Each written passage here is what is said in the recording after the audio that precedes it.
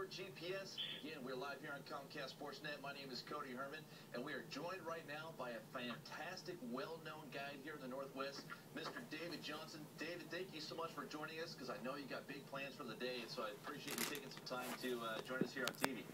Yeah, my pleasure. Good, good. Well, let's start out. What do you have planned here for today? Well, in an hour or so, we're going to be baiting up our crab pots and shoving out a ham in to go out and do some crabbing. Very good. Now, I know the crabbing's been pretty good down there recently. Have you heard any reports in the last few days? I haven't seen anything in the last few days, but it's prime time, and in fact, it's better than prime time because usually the commercials are in by now, and they extended their opener a few weeks, so we're hoping it's going to be really good. Yeah, absolutely. So not only the extension there with the commercials, but also the fact that we haven't had any rain at all to flush all the crabs out of the estuary. I bet you got a good chance of getting into a limit pretty quick this morning. That's what we're hoping. Well, I know that just about everybody and their cousin knows who you are, but for the folks that don't, are you an Oregon native, or are you born and raised here in the Northwest? Yep, born and raised in Clackamas, Oregon, and fished all my life in Clackamas area, Portland area, and on the coast, and been living on the coast for about 9 years now. Very good. Now, how long have you been guiding for? 19 years. 19 years, man. That is 2 decades on the water of experience. I know that you're one of the top guides out there, and especially for steelhead. Now, I know that you're fishing the coast a lot. What rivers do you target specifically for steelhead during the wintertime here? You know, I do fish the Wilson a lot, but I am very mobile, and many times, especially if we got fluctuating weather systems where the rivers are rising and dropping, I sometimes don't make my decision until the night before. Sure. And we fish all the way up and down the coast from the Steelhead on up. Now, what have been your most consistent rivers in the last few years for you? Which ones are the better catchers? Well, obviously the Wilson. It has the best plants, and the Stucco would be second, but sure. I live close to the Wilson, so that's where I spend more of my time. Yeah, absolutely. You know, you got to cut down on your overhead just a little bit, but like you mentioned, having one of the better fisheries there on the Wilson is always nice to have in your own backyard. Now, how's the season been for you so far? I know we're just in the first few weeks of it, but have you been getting out there catching a few fish? Yes. We've gotten about a dozen now in the last 10 days, and that was early on. We were targeting Chinook and picking them up on Chinook gear. The last 3 days out, we've been targeting them and started to do quite well. Now, I know that the rivers have been pretty low and clear here recently, and you said that you're still consistently getting into sounds like a fish or two a day. What areas of the river have you been targeting these fish? Mills Bridge down. Okay. And then are you finding them in the deeper holes or up in the shallow slots in the broken water? Where have you been finding them in the system itself? Yeah, either broken or in the holes. Basically, any place that if you can't see the bottom, that's probably where they're going to be. And there's a lot of clear water, a lot of shallow water. So. Now, have you tried, or have you had to switch over to fluorocarbon leaders, 6-pound leaders, or are you still using your standard gear? Actually, all winter long, I use 10-pound. Okay. Very good. Now, have you gone to fluorocarbon, or do you still use mono leaders for the techniques that you use? I'm still a mono fisherman. Very good. I know a lot of people are starting to switch over to fluoro, but David Johnson catching a lot of fish out there consistently. Mono still absolutely works. And you know, one thing I always tell people, these are the same fish that run into gill nets. They're not always going to be line shy. It's more important to have a better presentation. So, presentation's the key. Absolutely. Some of the other questions that I have here for you. Now, I know that you were pretty successful last year. Now, how is last year going to compare to this year? Are you expecting about the same consistent success? I think so. It's hard to tell. You know, we always get excited when we start catching fish early on. This time, when we start catching fish this time of year. But the fish that we're catching are Alcee strain fish, which this is the peak time for them. Basically, the week or two before Christmas until just after the New Year's, that's traditionally when the Alcee run has come in. And they still plant a component of the smolts are Alcee strain fish in the Wilson. So it's hard to tell. It's hard to tell. I don't know if I should get excited. I'm excited because I'm catching steelhead, and I got steelhead fever now. But now, what is your best technique for earlier steelhead? Are you side drifting, or in the low water are you throwing jigs? What's been most consistent for you? It's now getting to be low enough that we're fishing with floats. It's just getting a little low on the side drifting.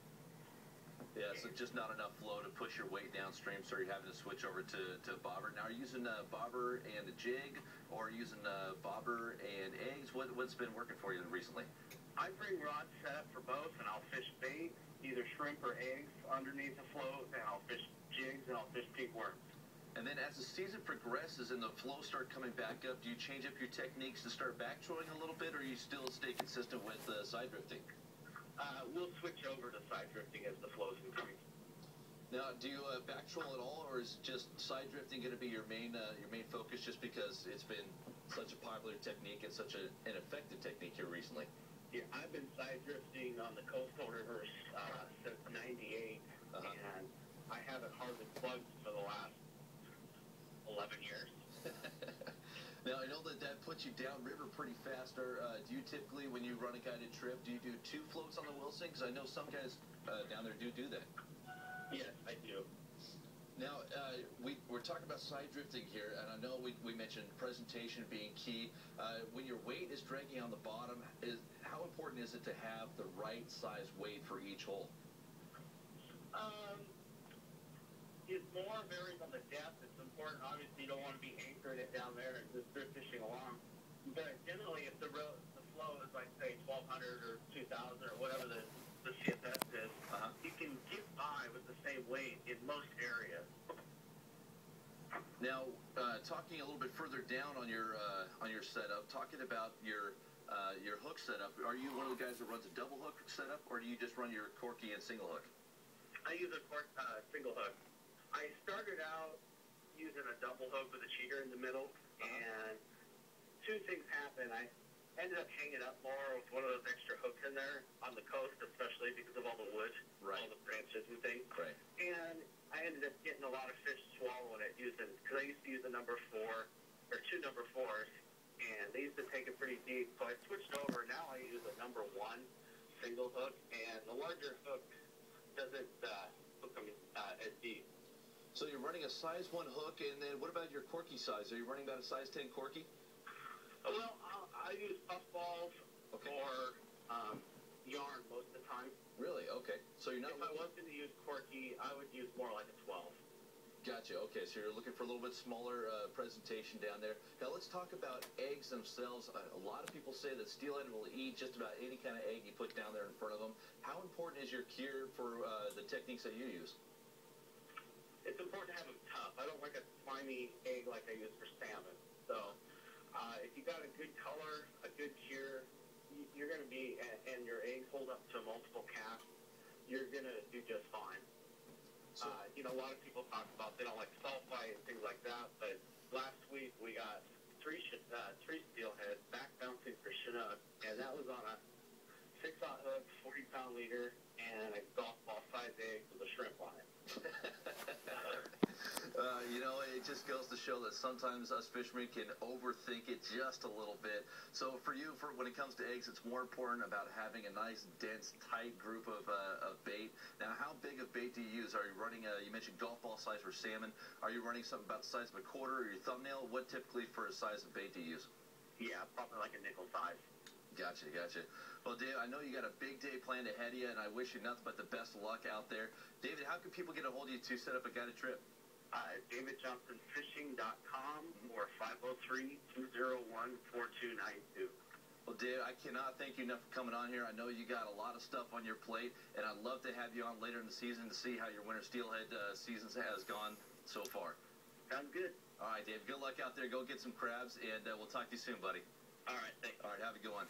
Folks, again, David Johnson, such a great interview and such a well-known guy here just because he puts fish in the boat so consistently. And as he mentioned, sometimes we can just overthink ourselves a little bit too much when it comes to fluorocarbon as opposed to mono, having the right weight, the right kind of eggs. It's more about getting a bait down there in the strike zone where the fish are going to be laying, and you will get into fish consistently, especially on these winter steelhead that are generally pretty good biters, especially when the water warms up a little bit, which hopefully it will in the next few weeks, but we need some rain for that to happen. But what we're going to do here right now, folks, is we're going to cut to a quick break. When we come back, we're going to talk river levels and fish counts. We've got that video to show and more of your phone calls. So keep them coming in, 877-662.